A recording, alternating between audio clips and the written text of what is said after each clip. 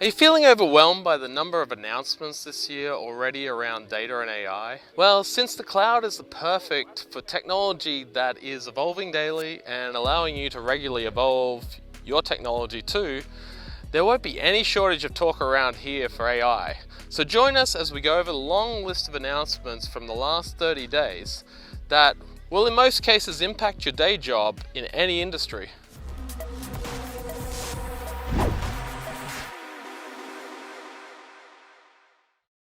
Hi, I'm Matt Carolyn and welcome to Puck Online, where we aim to bring you the hot topics for the last month in the public cloud space. Today I'm here in beautiful BC, Canada, enjoying the sun. It's been an unusual 2-month break since our last video, as we focused on getting in-person events going again since the COVID interruptions. But now that they are back in full swing again, we are back online with content too, so I hope you enjoy this. In Microsoft news, Microsoft Build is an event designed for developers, showcasing tools and services that developers can use now and with an eye towards the future. With AI dominating the conversation in the technology space, it only makes sense that it plays a key role in this year's event. The event is also an opportunity for Microsoft to showcase its latest products and services, as well as to connect with developers from around the world. During the keynote, they showed how you can ask for a recipe, then ask for the list of ingredients from that recipe, and then order the items that you don't have in that recipe list. Even more impressive was using plugins such as legal ones to put together a documentation for you on a specific California law. And for those who have been living under a rock, ChatGPT is a conversational AI model that can generate human-like responses to text inputs. With Bing integration, ChatGPT can now provide more accurate and relevant responses to user queries. Bing Chat is a chatbot platform that allows developers to create custom chatbots for their websites or apps. With the new plugin feature, developers can easily add new functionality to their chatbots without having to write any code. And Microsoft announced that Windows 11 will be getting its own AI assistant. Now this is a big game changer, I think, because the OS has been losing relevance. This will be able to help users with a variety of tasks, such as scheduling appointments, setting reminders, navigating around Windows, modifying the Windows layout, and more. So I think Mac OS has got to do a bit of catch up with their Siri. And Windows 11 is also getting cloud-powered OS backup and restore. Microsoft is adding this new feature that will allow users to backup and restore their operating system using the cloud. This will make it easier for users to recover their system from crashes or other issues. And Microsoft announced that it is expanding developer support for devices like Surface Pro X by adding support for Visual Studio with MAUI for ARM, Node 20 with native ARM support, and Unity Player becoming publicly available for ARM natively. Microsoft has announced new features for its Edge browser, including Edge Workspaces, which allows users to group tabs together for easier navigation. And Microsoft Teams was not able to escape the metaverse. It's getting a new metaverse features which allow users to create virtual spaces where they can collaborate with others in real time. In Google news, Google I/O 2023 is Google's flagship event featuring the latest announcements and updates in technology. Developers were able to tune in online for the live stream keynotes, watch on-demand technical sessions, and explore self-paced learning material. I/O Connect was a hands-on in-person developer event series by Google focused on applying the technology.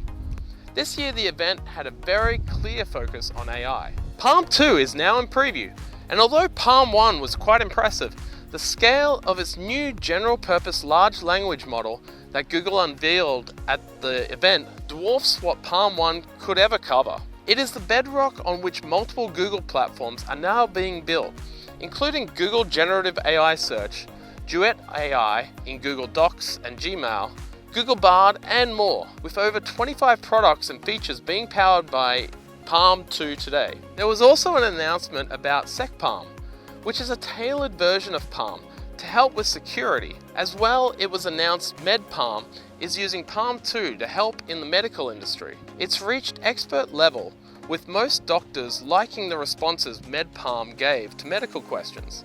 And they are also working on having MedPalm diagnose images such as x-rays and various different medical scans. We're at that point now where Palm is at the tipping point of doing a better job of noticing things than a doctor. So many stories we've grown up with from family and on the big screen, where we hear the lines, "The doctor missed it until it was too late."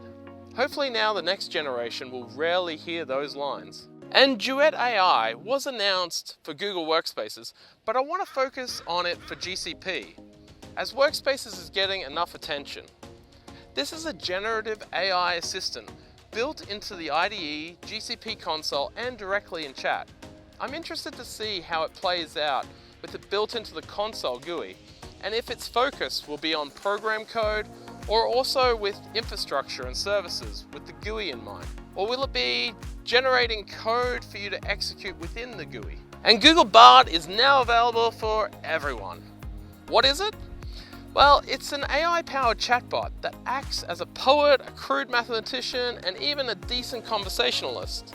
It's similar to ChatGPT in many ways, able to answer complex questions about the universe and give you a deep dive into the range of topics in a conversational, easygoing way. As well, AI is now going to be included in search. It's called snapshots, and these AI-powered snapshots will help you dig deeper into a topic on search. In a nutshell, Google Search is getting an update where you can opt in for snapshots, which will start pushing AI-powered answers at the top of your search results. In addition to AI aspect, Google is also pushing for more human results to balance the results of its new Perspectives feature, which lets you get answers from human sources such as Reddit, YouTube, personal blogs, and others. Talking about search, search will now provide validation information about an image, such as when it was first appeared online. Also, any image that is generated by Google AI services will now have metadata attached to it, making it easier to identify that it is generated and not real.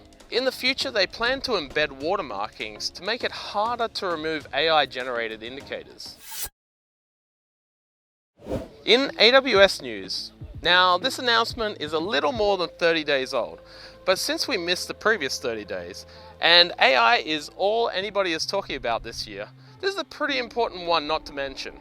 Amazon Bedrock is a fully managed service that makes foundational models from leading AI startups and Amazon available via an API. So you can choose from a wide range of FMs to find models that is best suited for your use case. With Bedrock's serverless experience, you can get started quickly, privately customize FMs with your own data, and easily integrate and deploy them into your applications using the AWS tools and capabilities you're familiar with today, without having to manage any infrastructure at all. Amazon Relational Database Service, RDS, for PostgreSQL, now supports PG vector extensions to store embeddings from machine learning models in your database, and to perform efficient similarity searches. Embeddings are numeral representations or vectors created from generative AI that capture the semantic meaning of the text inputs into a large language model. PG Vector can store the search embeddings from Amazon Bedrock, Amazon SageMaker, and more. AWS Managed Console Private Access is an advanced security feature that allows customers to define a set of trusted AWS accounts and organizations that can access the AWS Management Console from within your own network. For example, with AWS Management Console Private Access, customers can restrict access to personal AWS accounts from the company network. Amazon S3 now applies 2 new default bucket security settings by automatically enabling S3 block public access and disabling S3 access control lists for all new S3 buckets. This change was first announced on December 13, 2022 and began deploying on April 5, 2023.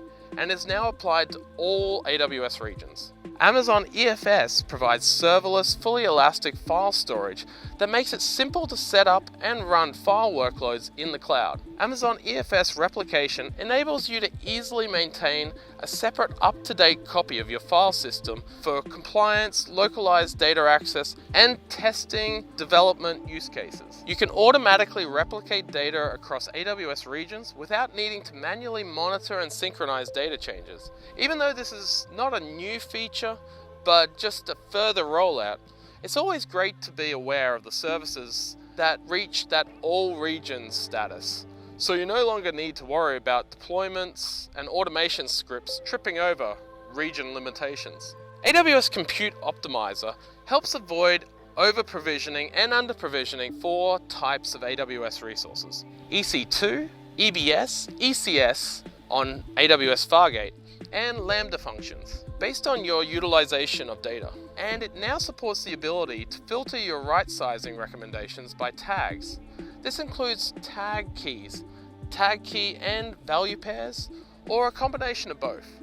Previously, you had to export your recommendations or access them via an API and filter them via a name, region, and finding reason code, or join them with an external data. AWS User Notifications is a new service that enables you to centrally set up and view notifications from AWS services such as AWS Health Events, Amazon CloudWatch alarms, or Amazon EC2 instance state changes in a consistent, human-readable format. You can now view notifications across accounts, regions, and services in a console notification center, and configure the delivery channels where you want to receive these notifications, like email, AWS chatbot, and AWS console mobile app. Notifications include URLs to direct you to the resources on the AWS console where you can take action. AWS Verified Access enables customers to provide VPN-less, secure access to their corporate applications, and it went GA at the end of April. It will be interesting how it fares, as this is not AWS's first attempt at solving this problem. And this last announcement isn't really an announcement, but more a story. If you've come across any of the Amazon Go stores, like the one in downtown Seattle, where you can just walk in, grab your food that you want, and walk out without having to worry about the checkout, and you get automatically billed for what you took, then, like me, you might be interested to hear that the technology is starting to be adopted outside of Amazon-controlled stores. In September 2022, Texas A&M University became the first higher education institution to launch Just Walk Out technology at its sports venue, Kyle Field.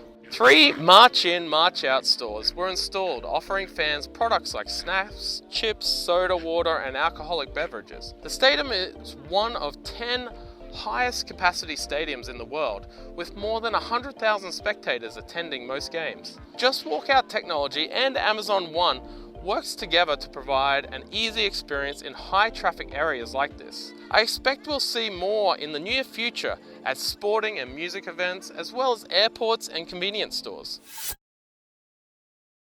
So in wrap up, make sure you check out publiccloud.ninja for links to all our podcasts, and online meetups and events. And click the like and subscribe button so you get notified each month when we release a new episode. Our next episode will be in July. Till then, stay safe and keep challenging yourself.